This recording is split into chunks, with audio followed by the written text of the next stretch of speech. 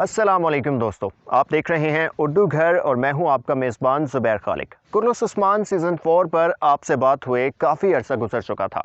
आज की वीडियो में हम कुर्नुस उस्मान सीज़न 4 की आने वाली किस्त का प्रीव्यू पेश करेंगे, लेकिन उससे पहले देख लेते हैं कि कुर्नुस उस्मान की कहानी इस वक्त कहाँ खड़ी है।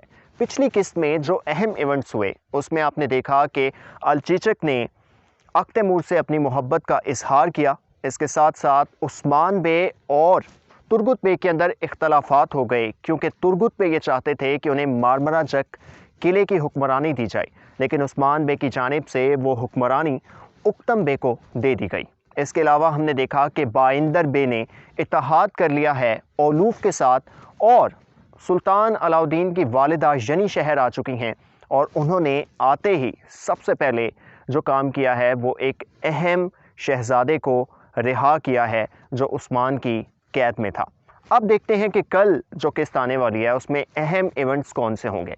देखिए, एक चीज़ जो आपको देखने को मिल सकती है वो ये होगी कि बाइंदर बे की जानिब से रिश्ता पूछा जाएगा अलचीचक का, जिसे मुमकिन तौर पर बेंगे खातून उक्तम बे पे दबाव डालकर मंजूर करने की कोशिश करेंगी। और इस सारी सूरत हाल में सुल्तान अलाउद्दीन की वालिदा भी एक अहम किरदार अदा करने वाली हैं, क्योंकि इससे अक तैमूर और उस्मान को तकलीफ़ पहुंचने वाली है और ताल्लुकात ख़राब होने वाले हैं इन दोनों अहम सरदारान के, जो इस वक्त ओलूफ और उस्मान के दुश्मनों के लिए बहुत अहम है।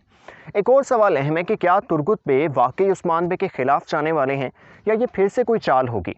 अब तक देखकर यही लगता है कि ये इख्तलाफ फ़िल वक्त तक हकीकी है, जिसका दुश्मन फ़ायदा उठाना चाहेगा, लेकिन थोड़े से आगे चल के हम देखेंगे कि तुर्गुत बे को अपनी गलतियों का एहसास होगा और वो वापस आकर उस्मान बे के साथ इत्तेहाद कर लेंगे, और इस इत्तेहाद की वजह से दुश्मन को बहुत बड़ा नुकसान पहुंचेगा।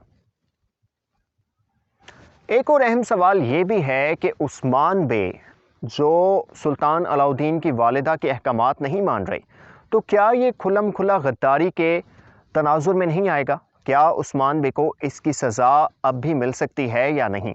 तो इसका सादा सा जवाब यह है कि यहाँ से उस्मान बे एक नई रियासत बनाने की तरफ पेशकदमी करेंगे, और जो पुरानी रियासत है जिसके साथ वो अभी तक जुड़े हुए थे, जो कि सल्जोक रियासत है, उसके साथ राहें इस वजह से जुदा होंगी क्योंकि वो बहुत ज़्यादा दबाव में हैं और वो रियासत इंसाफ के तकाज़ों को उस तरह से पूरा करने में कामयाब नहीं हो रही जो अभी तक हम देख रहे थे। दोस्तों, इस उम्मीद के साथ कि काफ़ी अरसे बाद आज आपके साथ ये जो मुलाकात हुई है, इस सिलसिले को हम बरकरार रख पाएंगे। अपना बहुत सारा ख्याल रखिएगा। अपने मेज़बान ज़ुबैर खालिक को इजाज़त दीजिए। अल्लाह हाफ़िज़।